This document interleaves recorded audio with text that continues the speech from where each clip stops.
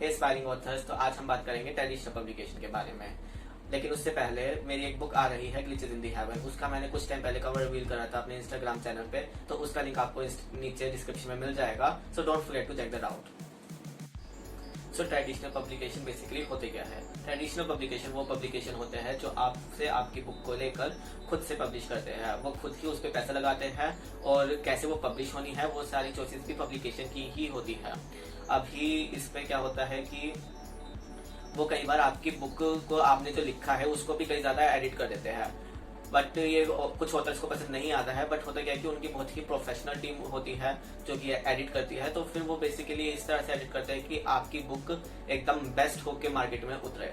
But obviously इसमें कई authors की फ्रीडम चली जाती है, उनकी क्रिएटिव फ्रीडम, तो वो समझ में आता है कि लाइक क्यों ऑथर्स को वो इतना पसंद नहीं आ सकता कई बार। बट इसमें लाइक प्रोफेशनली एकदम आपकी बुक जाती है मार्केट में, so that's a plus point. इसमें कुछ ऑथर्स को ये भी डाउट रहता है कि ट्रेडिशनल पब्लिकेशन उनका कॉपीराइट छीन लेते हैं, बट ऐसा नहीं होता।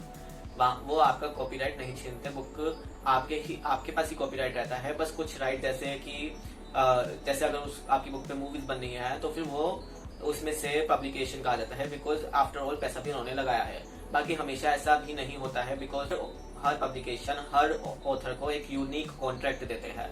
तो उस कॉन्ट्रैक्ट में आप नेगोशिएट कर सकते हैं कि क्या पॉलिसीज आपको अच्छी लग रही है, क्या नहीं अच्छी लग रही है, और उसके हिसाब से आप कॉन्ट्रैक्ट साइन कर सकते हैं। बात करते हैं पब्लिकेशन के प्रोसेस की। इसका पब्लिकेशन का प्रोसेस थोड़ा ज्यादा मुश्किल और थोड़ा ज्यादा टाइम कंज्यूमिंग होता है बाकी पब्लिकेशन से।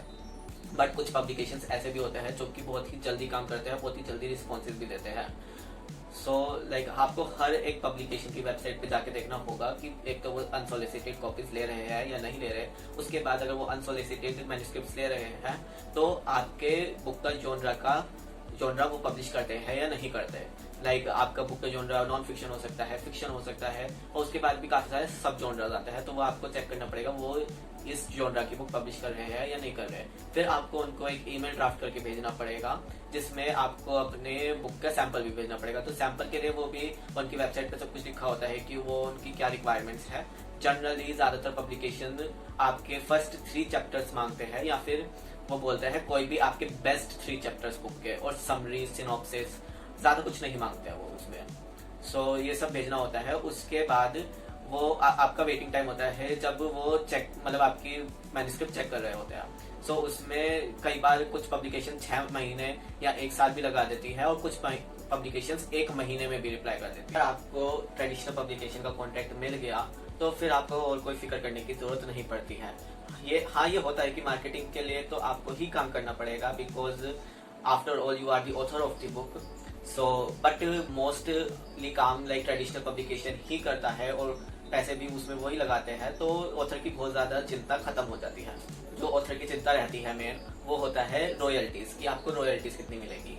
अभी कई सारे ट्रेडिशनल पब्लिकेशन 50% तक भी रॉयल्टी ऑफर करते हैं, और कई सारे होते हैं कि जो 12% तक भी करते हैं। वो एक तो पब्लिकेशन की पॉपुलैरिटी पे भी डिपेंड करता है एंड आपकी बुक पे भी। अगर आप जैसे पेंगुइन या रूपा पब्लिकेशन के पास जाएंगे तो ऑब्वियसली आपको रॉयल्टी थोड़ी कम मिलेगी, बट ऐसे भी पब्लिकेशंस है जो इनसे थोड़े कम फेमस है, वो थोड़ी ज्यादा रॉयल्टी ऑब्वियसली ऑफर करते हैं। कई सारे पब्लिकेशंस ऐसे भी होते हैं जो ट्रेडिशनल पब्लिकेशन का नाम देकर आपसे ही बुक के पैसे मांगते हैं बुक को पब्लिश करने के।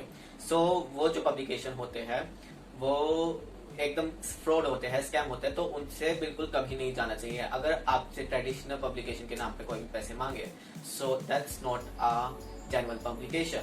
सो इस टाइप के पब्लिकेशंस को जनरली लोग बोलते हैं वैनिटी पब्लिकेशन, और इससे लोग कई बार कंफ्यूज हो जाते हैं सेल्फ पब्लिकेशन से।